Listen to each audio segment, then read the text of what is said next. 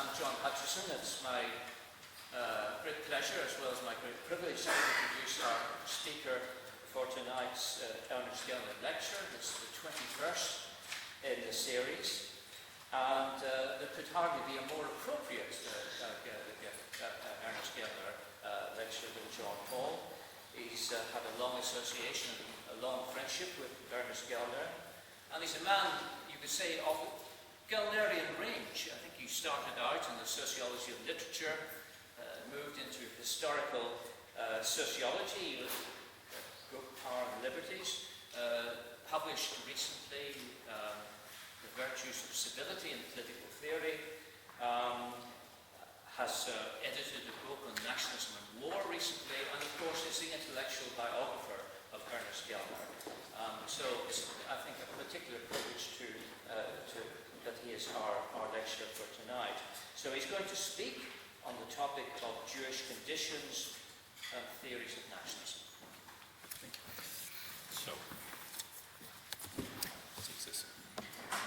does this work? I think it should, yeah. You can hear me. Well, it's a great pleasure to be here. It's an honor to be able to give this lecture. I used to adore Ernest, miss him very much. It's a great privilege to have so many members of his family here. And let me begin by telling you some of the things I discovered in the last years of his life. To begin with, I discovered in his birth certificate the characteristic features of many people who'd lived in the Austro-Hungarian world and the Czechoslovak world he grew up. He had a German governess, so culturally, a world language mattered enormously, but nonetheless, he went to a Czech school, spoke Czech. The family was moving towards a Czech world, but politically, very loyal to Masaryk, just as previous members of his family had been very loyal to Austro-Hungary. So, three particular points for which he had to balance. That was one thing that lies behind this lecture, which comes from working on his biography. The second thing was going through the papers that he left behind. In the early 1950s, he would sit sort of repetitively trying to work out his position on everything. And amongst those huge amounts of notes that he left behind, typed notes, going through the same thought again and again, trying to polish it, were many comments about what it meant to be Jewish, what it meant to try and get into a society, how he felt about it, comments about Sartre, who at the time said, anti-Semitism says you're Jew, you should adopt a Jewish identity. So philosophical comments along those lines saying, what if I don't want to adopt that particular identity? But deep thoughts about that. He didn't write much about that background in public, even though he'd thought about it, until the latter part of his life, when he was, I think, trying to work out where he'd come from, what his own thought represented. And the first occasion when this happened gets me going on my topic. He reviewed a book about Hannah Arendt, looking at the situation of Jews at the end of the 19th century and saying a world which starts to emphasize roots, a culture of your own, an authentic world that you can go back to, placed people of Jewish backgrounds in a difficult position because they had no roots of their own, no world, no territorial world of their own to go back to. So he said, you shouldn't covet your neighbor's Gemeinschaft, but you do. And he said there are two logical possibilities in this situation.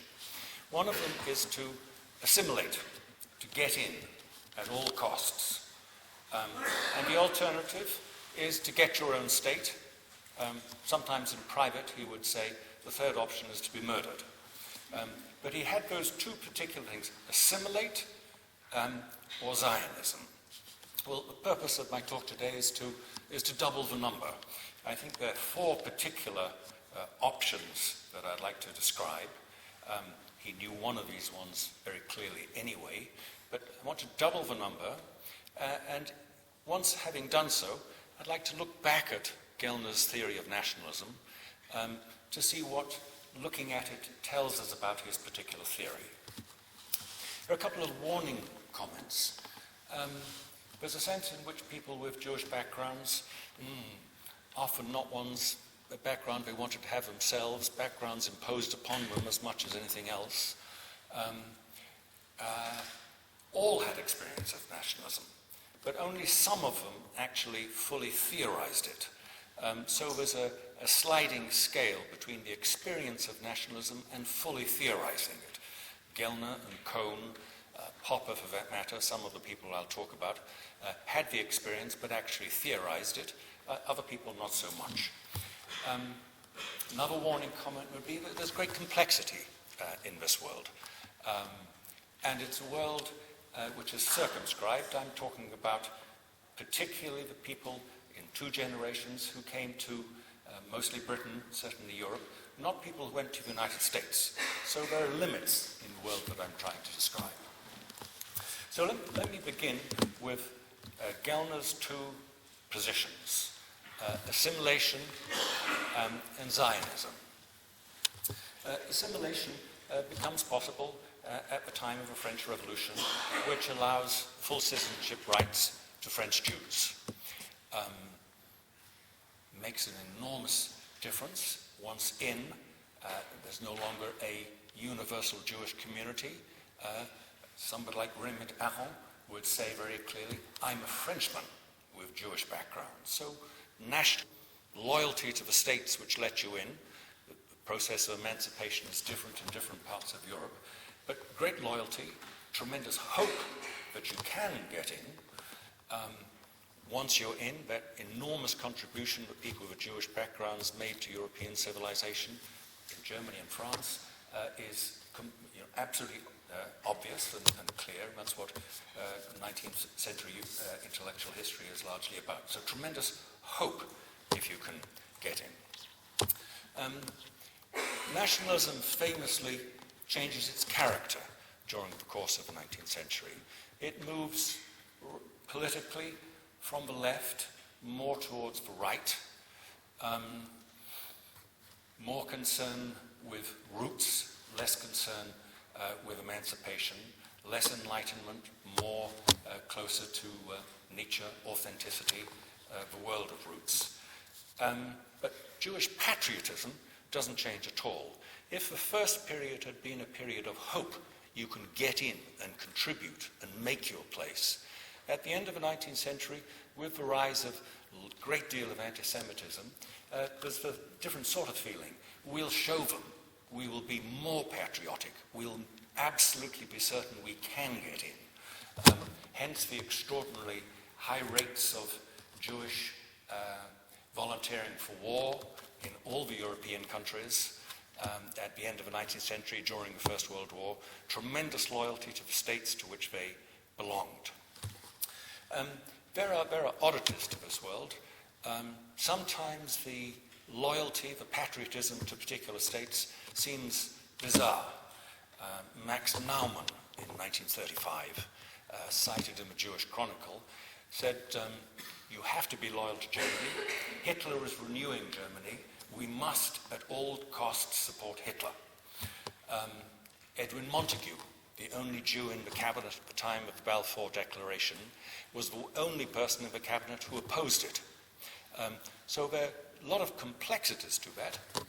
And I'm going to give one final example, which summarizes most clearly of all. That's Emil Durkheim, Emil David Durkheim, who experienced tremendous difficulties in his life.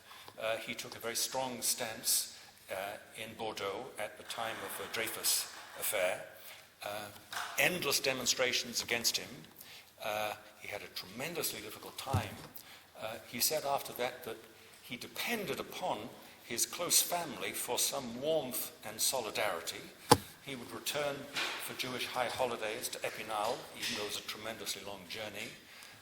He advised his nephew Marcel Mauss, if he was going to marry, he never did, to marry somebody who was Jewish, not somebody who would cause the family difficulty. So those things were very much in his mind.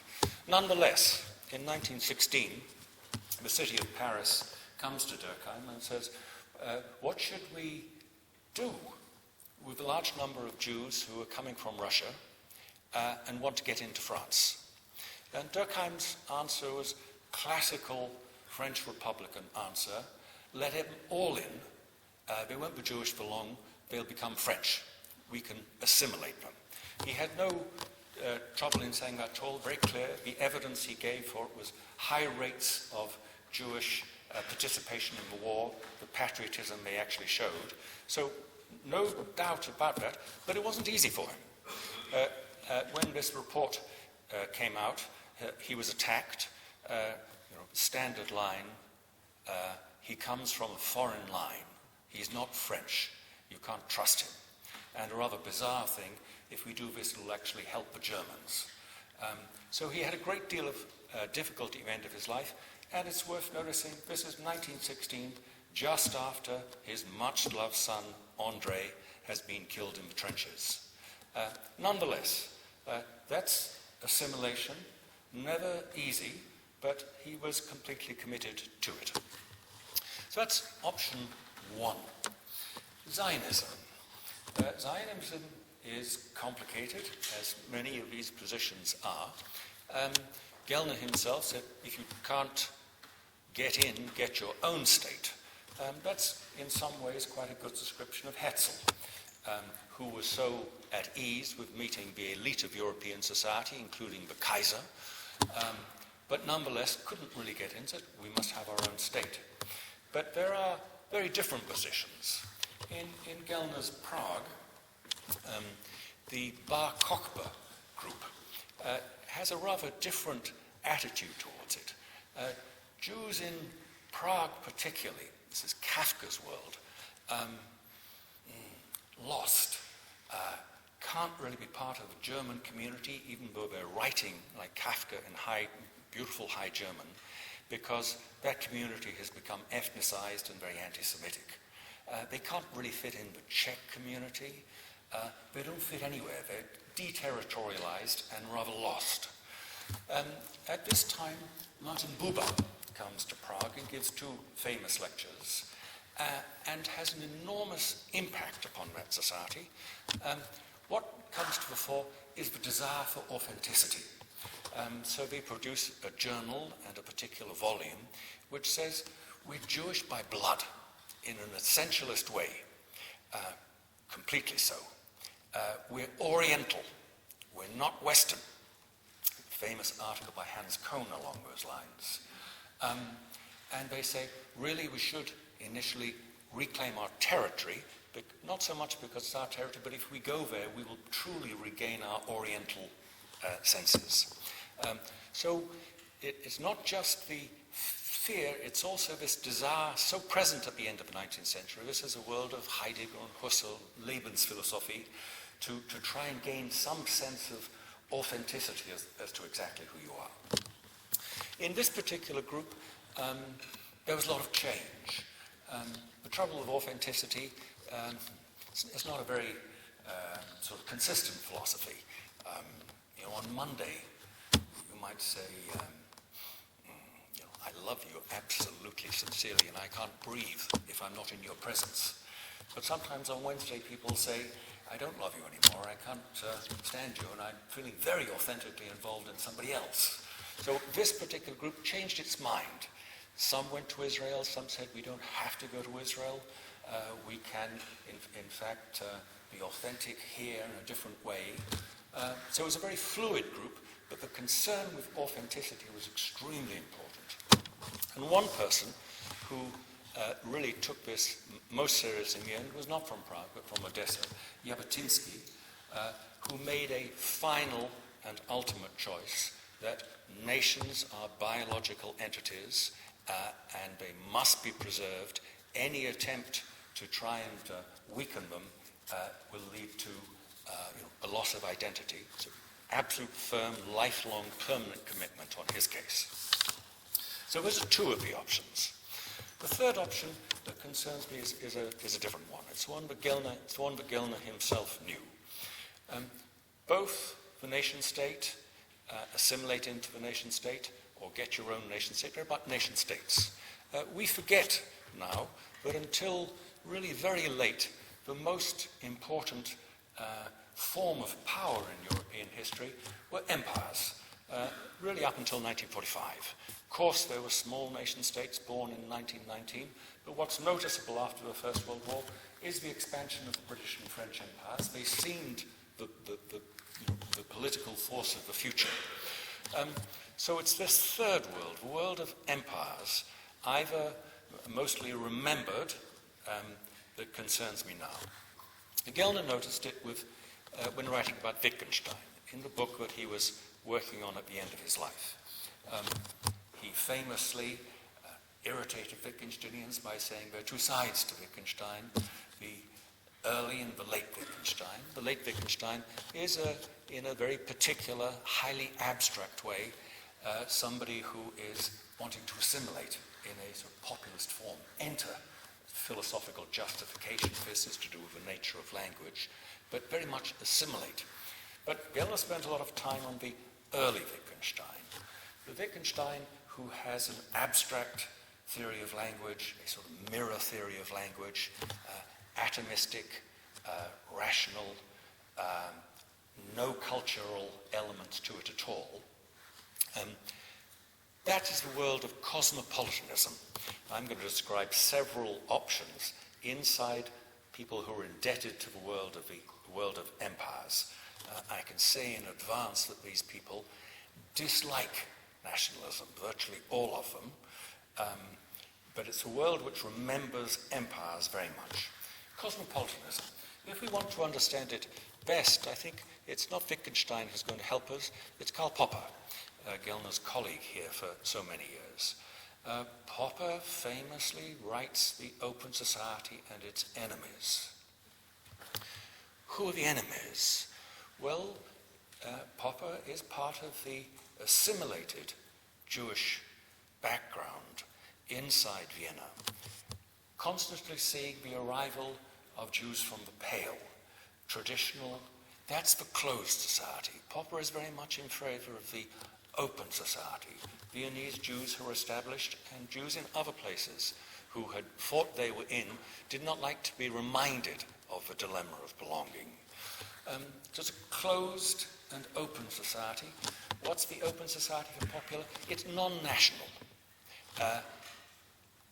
Vienna protects Jews. Any move towards smaller states inside Austro-Hungary will be bad for Jews. They won't be allowed in. The empire, or something like it, is necessary to protect Jews. He longed, you can see in the footnotes of the Open Society, for some Danubian federation to have replaced Austro-Hungary. He disliked Zionism very much. Occasionally there are even anti-Semitic comments that he has there.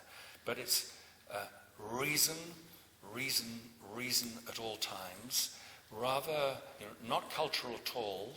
And it led to, on one occasion, the production of an absolutely marvelous article about Popper by Malachi Hacohen, a historian in Duke University, Israeli in background, who wrote really the most stunning and painful article I've ever read, really, in which he described Popper's life and said he's completely homeless. Really, he's saying he made the wrong choice. He should have taken the choice of Zionism, but he didn't. Hacohen. I'll tell you afterwards.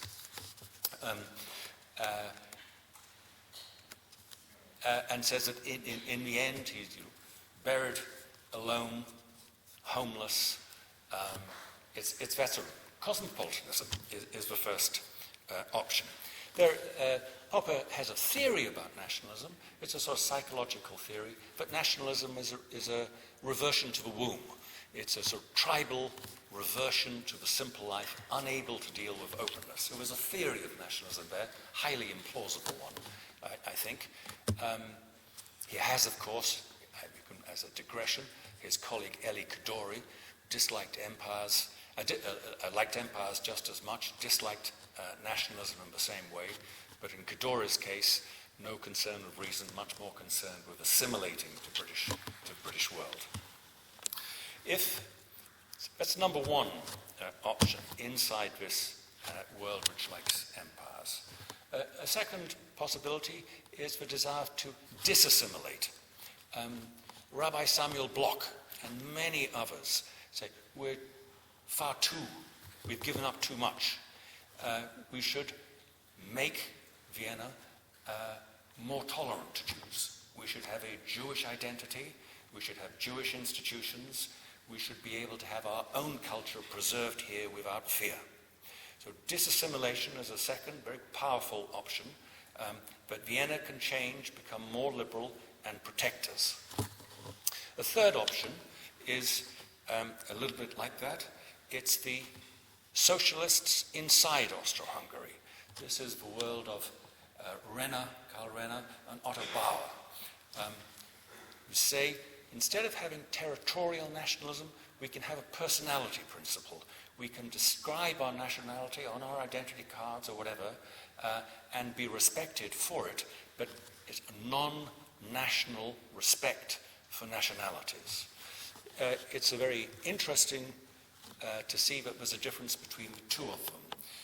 Renner is Christian in background, and he has no trouble in allowing personality principle to apply to Jews and to many different groups, but Jews amongst them. Bauer, who has a Jewish background, is very different. We know him, we know his sister. His sister was analyzed by Freud in the Dora case. All four of his grandparents had spoken Yiddish. They had moved into Vienna. Bauer is not prepared to allow the nationality principle to apply to Jews. It's too close to him. He's too insecure with his background. He wants to get into Vienna so much.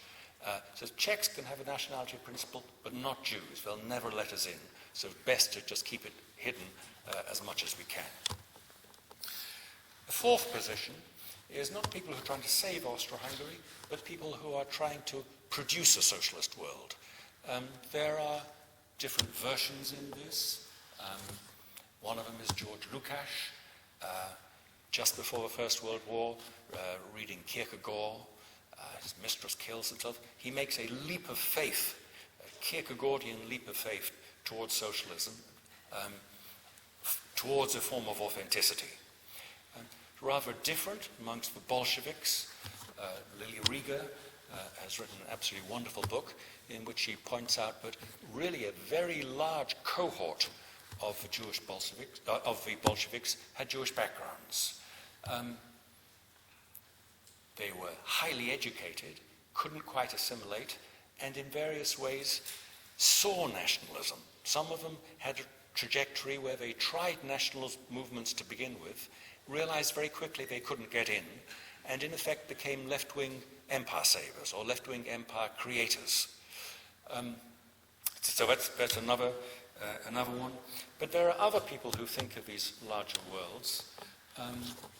One of them is Karl Polanyi, born Jewish in Budapest, converts to Christianity. His mother had been the daughter of a Lithuanian rabbi. Produces one of the great theories of nationalism, I think, in The Great Transformation, saying capitalism. It's an interpretation of the 20th century. Capitalism is changing all the time. It's changing. There's no security for someone. In these circumstances, sooner or later, society will want to protect itself, by which he really means a nation-state will want to protect itself by getting out of the international market, providing ways in which there is stability. When you read that book, you think, maybe this is somebody who's sort of in favor of the nation-state. Not at all. What matters for Polanyi is continuing dislike of nationalism. By the mid-1930s, he's longing for a world of what he called tamed empires. He says, it's okay for the Hungarians to have a nationality. The Czechs should really stop it and assimilate into somewhere else. It's rather like Mazzini at the beginning of the 19th century. Some small nations should go. And he constantly says, small nations are a nuisance. It's be much better if we had tamed large empires. one in Europe, Britain, America, semi-protected, so that there's not this sort of globalization pressure on all of them, but tamed empires rather than nationalism. And the last person who belongs to this world is somebody who comes from Prague, great theorist of nationalism, Karl Deutsch, Jewish background as well, though much more of a German community. Very, very wonderful fight in the 1930s against what the German-speaking Czechs were encouraged to do. I'm not thinking of his book Nationalism and Social Communication, but in the 50s he wrote a very important book which has great resonance today. It was a co-edited book with everybody else who was writing about Austro-Hungary, in which he said, what we need in the modern world is security communities. He has a theory about security communities. What it really is, it's the recreation of Austro-Hungary. There must be an agreement between several countries. He's thinking of NATO and some other possibilities, which control nationalism. There must be something larger. It's rather like those tamed empires. So those are three positions. Before I come to the fourth, in which Gellner fits himself, I'd like to just pause for a second with two reflections. The first reflection is to remember a play of Sartre that Gellner himself used to very good effect, translated as No Exit. For my purposes, you might call it permanent dilemmas. If you think of those three options, assimilation, a wider world of empires, or Zionism, Sartre's play comes into four. The play is one in which three people sitting around, one person tries to say, this is where I stand. I have a strong position in life. But the other two can always dig and find some ways to point out that they're not really settled, and normally they're telling a lie, they're hiding something. So no exit, it's really perpetual torture between these three people in a single play. It's a marvelous play. Well, if you think of the three positions I've identified, none of them work. They all provide terrible dilemmas. None of them can be really solid. If you think of assimilation, the objections the other two, in a loose way, have against it are these. The first one is, they'll never let you in. They'll always know. They'll always be able to recognize that you're different. There's a marvelous essay by Isaiah Berlin about this. Even if you become an expert on local cultures, that shows you're not a native. They'll never let you in, and in that same essay, Berlin goes on to say something else. If you really try, it can lead to a degree of self-hatred, because you have to hide so much that you're sort of emasculating yourself. In a way, that's true of Bauer. Renner is perfectly happy to allow the Jews to have a nationality inside that personality principle treatment of nationalism. Not Bauer. He wants it to be forgotten. And Gellner himself, when writing about Wittgenstein, also brings out this very heavy charge about self-hatred and saying that it applies to Wittgenstein. So there's a lot of difficulty. Can you get in? The charge of self-hatred is sometimes people in the Jewish community saying, we're not going to let you out. You'll be disloyal if you leave. But lots of dilemmas in that particular position. It's not easy. What about the wider world of people who like or are nostalgic sometimes for empires, who want to create a wider world? Well, there are a lot of dilemmas too. The empires didn't last. Is the obvious one. They failed. Hackon, who wrote this very tough attack on Popper early on, has changed his mind. He's a wonderful interpreter of this world, and now has come to say Austria was the place where Jews were protected most of all. He's become a great Austrian admirer. But he overdoes it. Austria wasn't that nice. It was actually pretty tough in some ways. So he overdoes exactly how calm and pleasant it was. It wasn't really like that so much. Then there is the charge against Popper that this is a world which is sort of empty. At the end of the 19th century, people are thinking of labels to hold empires together. Ottomanism, Austrianism. They never worked. The great novel about Austro-Hungary, The Man Without Qualities, is about the attempt to create a memorial, some event, which will make people think of Austro-Hungary and love it as much as they do their ethnicities. It didn't happen. It is a slightly emptier world. The world of abstract reason of the Vienna Circle is not one which warms your blood like wine, so to speak. So there's a lot of problems in that, and we also need to remember the Bolsheviks. The Bolsheviks thought that they were going to create a larger world, a left-wing world, have nationalities. They were very influenced by Bauer. They'd have nationalities, but they'd fade away. But it didn't work like that. The people who suffered most were actually the people with Jewish backgrounds. It didn't save them at all. They made a terrible mistake. They didn't really recognize what ethnicity was. The third option, Zionism, there are tremendous dilemmas of it too.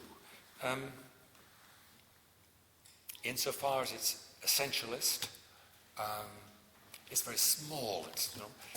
Jabotinsky came from Odessa, a wide world with lots of options. There's a form of self-denial saying, but it's just blood, just one thing. He's denying all the experiences of choice and diversity there was in the Jewish population of that world to narrow things down. So it's a much smaller world, and there can be difficulties with that too. So that's one reflection. Second reflection is a rather different one, and it's important to say it because it then prevents you criticizing me. You're probably ready to do it. Which is to say that there are these three different options, in one sense, is very misleading, because people are complicated. They drift between positions and hold different positions at the same time. Kafka in Prague could never make up his mind where he was. German culture, sometimes chasing Czech girls, very interested in Yiddish theatre at the end of his life, considering going to Palestine, sort of drifting between different positions. There are a couple of comments we might have in mind. I'll go on about this with some examples for a moment.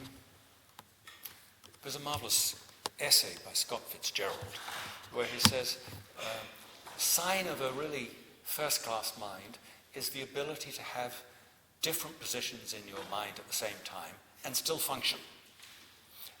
To be able to contain ambivalences of one sort or another. I was once with the American sociologist of religion, Bob Wafnow, who posed a dilemma. He said, I'm not going to give you the answer, but here was his dilemma.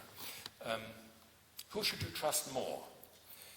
Somebody in America, it's a very American thing, who is Protestant, converts to Catholicism, then becomes Buddhist, 6 different religions serially, or somebody who produces some terrible mishmash of all of them, but all their own, a Buddhist, Jewish, Christian, all at the same time. But people have complex positions. It's certainly, obviously the case that people held 2 positions at the same time, on many occasions. Louis Namier, very loyal to Britain, but certainly a Zionist at the same time. Arthur Ruppman, in Palestine in 1914, as a Zionist, nevertheless volunteers to fight for Germany in the war, because he was a German patriot at the same time. So many people held different positions. Hans Kohn might be somebody who comes to mind. He was a member of the Bar Kokhba group in Prague, edited the book they produced in 1913, completely essentialist, very much like Gellner's father, fought in the war, was captured, spent a long time in prison camp, had great sympathy for Bolshevik ideas at the time, deeply disturbed when the Allies start to allow nation-states to emerge. The emergence of Poland as a nation-state worries him very much because it's the national principle.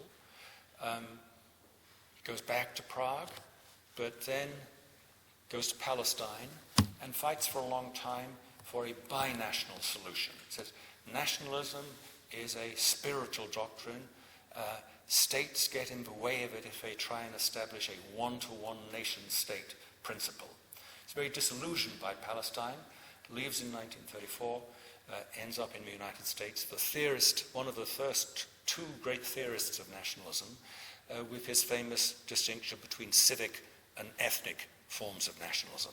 He becomes a Cold War warrior and produces a distinction which by and large has done a great deal of harm. So is Cohn somebody who's changing position? Actually, he's not. He's somebody who's absolutely consistent the whole way through. He hates nation-states. This theorist of nationalism, somebody who dislikes them. He says in the end of the 1930s, I am Austrian, and I always will be Austrian. So in fact, there's consistency in his position. But some other people are not consistent. You can think of Arthur Koestler, who interests me, I don't understand yet. You know, Jewish from Budapest, communist by 1925, anti-communist, and at the end of his life produces a very strange book, The 13th Tribe, in which he says, Jews of Central Europe are not Jewish at all, they never were, they're Khazars. He sort of denies the existence of the Jews of Central Europe. A very strange book, apparently without any truth to it at all, but strange and complicated position. So those are two reflections. Let me turn towards the last set of things that I'm going to talk about.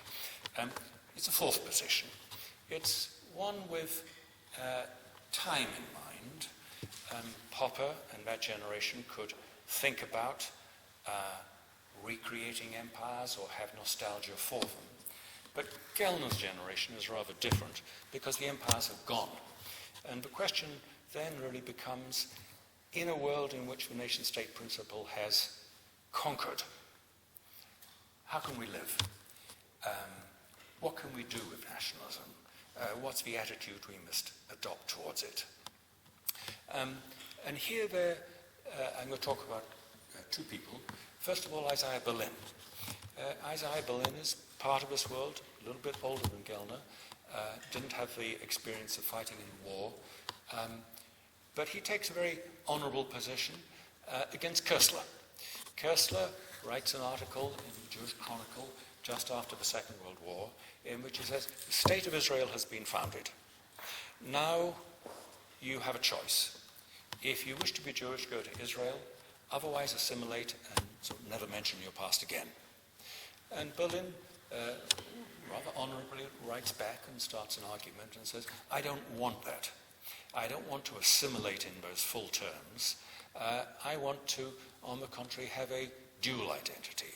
I want to be allowed to be here in the diaspora, but I still wish to be able to maintain a Jewish identity. I want to have a complicated identity, to integrate into a society rather than assimilate to it. Berlin's position has difficulties attached to it, for sure. He has great difficulties with pluralism, which is so important for him. Is pluralism relativism? There are lots of different goods. How can you judge if there are different standards for different things? He has great difficulties with that. The greater difficulty probably is to do with this Jewish background. There's a considerable difference, and again a marvelous article by Hutchinson about this, where he compares him to Popper. For Berlin, the Jewish commitment is sort of essentialist, not open to discussion. He's in favor of pluralism, but not completely, because he says different nations must represent different things. less pluralism in Israel because it needs to protect that particular community. So pluralism, he never really manages to work out how these two things are going to fit together. Popper is very uncomfortable with this and says, the point about diversity is such a challenge. You have to think. You can't take things completely for granted. The myth of the framework, the language he uses against Thomas Kuhn applies. So Berlin's position is highly honourable, but rather complicated. What about Gellner? Let me finish two sets of thoughts about Gellner himself. How did Gellner deal with this world? He didn't have a constellation of that religious background. He didn't deny it, but he didn't have a constellation of it. What's characteristic about his attitude towards nationalism to begin with? Well, Wittgenstein he dislikes, too populist, and rejecting science, but science is so very abstract. So Gellner says you have to have both. You have to find a way to somehow be in the middle. The phrase he uses for it, you have to respect science, of course. Ironic cultural nationalism. You need some language, but you mustn't take it too seriously. That's the position, and enormously important for him is the success of the economy. He's somebody who really comes to age at a period of national reconstruction. Successful economy will be able to paper over the cracks. It'll diminish anti-Semitism. He irritated Anthony Smith enormously when Smith was his graduate student here by saying anti-Semitism in the advanced world is under control. It's not so bad now, something that Anthony himself never felt. But very much of that was dependent upon prosperity. In his last years, Gellner changed his mind a lot. I think he was tortured in his last years I did know him a bit, because the breakup of the Soviet Union, breakup of Yugoslavia, made him feel that nationalism could gain its teeth, the teeth of the interwar period, all over again, and he was genuinely disturbed. Nothing complacent about his views in those years at all. And at this moment, he sort of changed his views. The classic Gellner is really one nation, one state, one nation. Let's hope it's rich and affluent because things will be under control. At the end of his life, he discovers Malinowski. And from Malinowski, he gets the idea of really a liberal empire. An empire where a strong state can keep the nations under control. Great cultural uniformity, diversity. Everybody has their opera house, so to speak. But political control, so none of them can behave badly. He gets that from Malinowski, but actually it's in the logic of the situation, because he's come to exactly the same position that Hans Kohn had after 1919. It's the position of Polanyi with tamed empires as well. And it's not that sophisticated, I think. It's still imperial. It's not about democratic nation states. It's somehow about a liberal empire which can control what's happening. But that's where he is, very honorably, very deeply worried by nationalism. What about moving towards his more formal theory? That's really his attitude towards nationalism. But what about the more formal theory? I don't think that there is a single Gellnerian theory of nationalism. I think he might have liked to say there was. But David Leighton, the American theorist of nationalism, once rather wittily remarked, Gellner wrote his autobiography and called it Sociology. His book on nationalism is really living inside the experience of nationalism. There are different insights in there, some of them more powerful than others, and I think it's worth for a moment distinguishing them. But as it's inside this world, I don't think it's ever going to be possible to refute Gellner's theory of nationalism. A very brilliant review of the book came out came out right at the start, 33 years ago, which said, it's a fantastic book, but actually there aren't a series of clear propositions you can actually use to refute. But what does the book say? It says, I think there are three particular things that it emphasizes, the second of which has great complexities to it. One of them is its modernism. I have to be a little careful here. Anthony Smith is not here, but I'm sure somebody will go and tell him what I'm about to say. So I think this is a world where there's a draw. Gellner himself, modernist, was quite often worried about Shakespeare. Some sense of nationalism in Richard II, and he knew this very well. And Anthony himself, particularly in his first book, was well aware that conscription warfare, education system, some things which are to do with the modern world, matter a great deal in the history of nationalism. So I think we should just leave this, so to speak, to them. The glass is half full or half empty, according to your position. But Gellner certainly absolutely tells us something, and we can never do without that set of insights. Second element of his theory is the one that people know best. It's to saying that nationalism has something to do with industrial society, that part of modernity. I think it is true, number one, that if you have small, culturally homogeneous nation states, it makes it easier to live in industrial society. Doesn't mean to say that you have to create them if you haven't got them, but if you happen to be Denmark, which, I'm sorry if there's a Dane in the audience, well, the Danes, they haven't won a war since about 1610. They lose wars all the time, so it's a great miracle. They're left with Danes. There's a high level of consensus agreement. It's easy to respond flexibly in that world. So there's something to the idea that if you have cultural homogeneity, it can help you. Not to say that you should try and create it. Industrial society theory too, it is true that Gellner sometimes sounds as if industrial society, the needs of industrial society miraculously create nationalism. That doesn't work, and it's been much criticized and perfectly fairly. However, a lot of countries which wish to industrialize, the desire and need to industrialize inside a competitive international state world at the end of the 19th century, leaders of the empires looked around and thought that the most powerful states were the ones which were culturally homogeneous, and therefore sought to try and create nation states, empires trying to turn themselves into nation states. That part of Gellner's theory seems to me to be very true.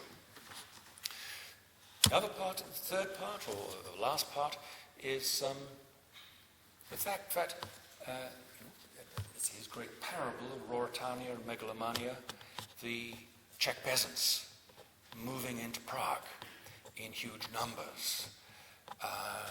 What do they see, or what happens when there are educational bubbles and majorities move in elsewhere? And they see the top jobs held by a distinct ethnic community. They want to get in. It applies against the Tamils in Sri Lanka. Top jobs are held by one particular group. When there's an education explosion, there's numerous classes against the Tamils, and hence a reaction. At the moment when there's an educational bubble, newly educated majority moves into the state, is a very dangerous moment.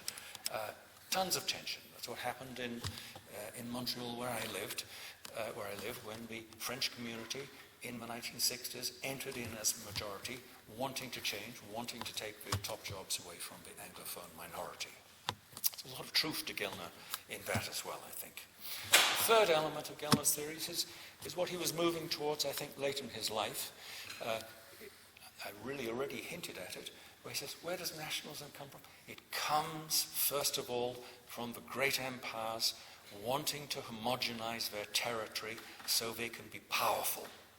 First of all, this irritates, say, the German-speaking aristocracy in the Czech lands. But then, when Russia, the Tsarist Empire, starts saying, for example, to the Finns, more language training in Russian, not Finnish. That backs up resentment because of what states, empires trying to turn themselves into nation states creates enormous resentment.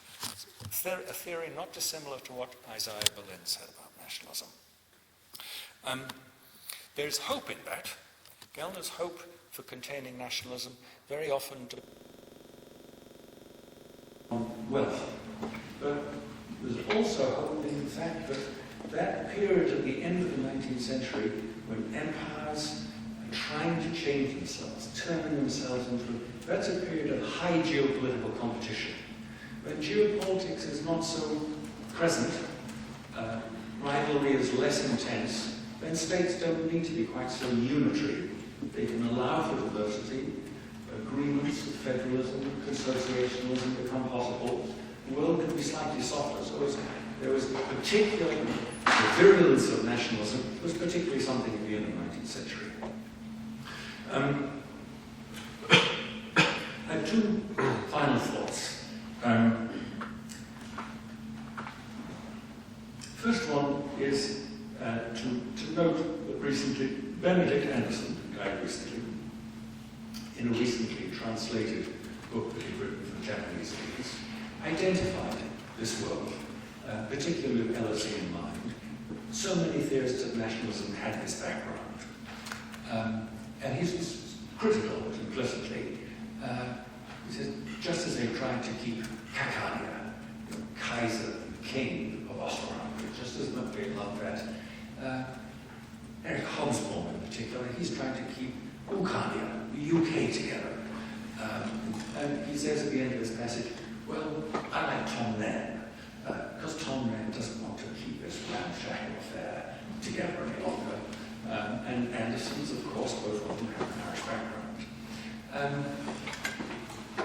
Yes and no. It's very noticeable for somebody who lives in Quebec that in Scotland, nationalism has excellent relationships with ethnic communities. It's thought hard to do so. In fact, that it's English-speaking helps, I think, but it's tried very hard to integrate them. And the ethnic communities, ethnic background communities, vote for the SNP. Nothing particular about that behaviour. But so Anderson is right, but also no. My life in Quebec has recently seen the attempt by an independentist party to yet again come along and say there's a distinction between real Quebecois and the rest. A rather devious move on their part, which was to say we need a charter of values. Charter of values is one which doesn't allow religion. The clever part of this is that if you had passed such a law, it would have been rejected by the Supreme Court of Canada. If rejected by the Supreme Court of Canada, then the independentist party would say, look, we're not masters in our own house. The rest of Canada doesn't like us. Maybe the vote would go from 30 to 50. But it was a very nasty policy, and it's probably lost them the ethnic vote in Quebec for at least a generation. But it was the dark side of nationalism. That most certainly can be present too. Final thought is really an Austro-Hungarian thought. Nationalism is not one thing. If I was to go back to Denmark, when the Danes were voting on whether to adopt the law, there were really two sides. There was basically the whole political elite, political parties, newspapers, commentators, saying yes. But there was also another community, not Copenhagen, more male, sometimes unemployed, which was very much opposed to it. They're both nationalists. They both had views of what was good for the nation. What you see in the second group is the nationalism of people who feel left out, who can't swim inside a larger world, a sort of nativist nationalism. Nationalism is perhaps the thought, it's a Freudian thought. Nationalism is like Freud's id. It can move around and sort of stick on to different things, have different characters. It's not the same thing. At the moment, it seems to me, that nationalism is much less of an elite affair, much more an affair in Europe of people who are left out. And the final moment, I've got 2 minutes left, it's nice to be in front of this clock,